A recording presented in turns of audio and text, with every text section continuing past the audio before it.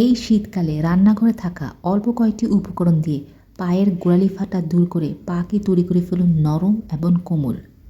এর জন্য লাগবে লেবু, শ্যাম্পু, চিনি এবং বেকিং সোডা। তো প্রথমে লেবুর মধ্যে দিয়ে দিলাম শ্যাম্পু, এরপর দিয়ে দেব চিনি এবং সর্বশেষে দিয়ে দিলাম বেকিং সোডা। সব কিছু খুব ভালোভাবে মিশিয়ে নিয়েছি। এখন এটা দিয়ে পায়ের গোড়ালি ঘষবো। কমপক্ষে 3 থেকে 4 মিনিট ঘষতে হবে, চাইলে আর বেশিক্ষণ ঘষা যেতে পারে। এভাবে ঘষার আগে অবশ্যই আপনাদেরকে একটা কাজ করতে হবে, সেটা হচ্ছে পাটাকে গরম পানি থেকে 10 থেকে 15 মিনিট ভিজিয়ে রাখতে হবে, তাহলে একটু উপকার একটু বেশি ভালো পাবেন। তো ঘষ হয়ে গেছে, এখন পাটা পরিষ্কার পানিতে ধুয়ে ফেলবো।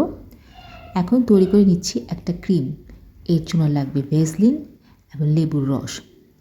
যেহেতু ভেসলিনটা গরম করতে হবে, সেজন্য স্টিলের কোনো জিনিসে অবশ্যই নিতে হবে। আমি একটা স্টিলের চামচে নিলাম, এরপর দিয়ে দিব লেবুর রস। এখন এটা গরম করতে হবে, সাবধানে গরম করতে হবে যেন পুড়ে না যায়। ভেসলিনটা গলে না যাওয়া পর্যন্ত গরম করতে হবে। হয়ে গেছে।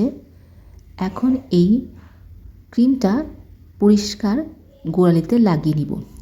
অবশ্যই চেষ্টা করবেন এই কাজগুলো রাতে ঘুমাতে যাওয়ার আগে করতে, তাহলে উপকার একটু বেশি পাবেন। তো ঠান্ডা হয়ে গেছে, আমি এখন এটা পায়ের গোড়াতে লাগিয়ে নিব। এইভাবে পায়ের যত্ন নিলে আপনার পায়ের গোড়ালি ফাটা একদম দূর হয়ে যাবে।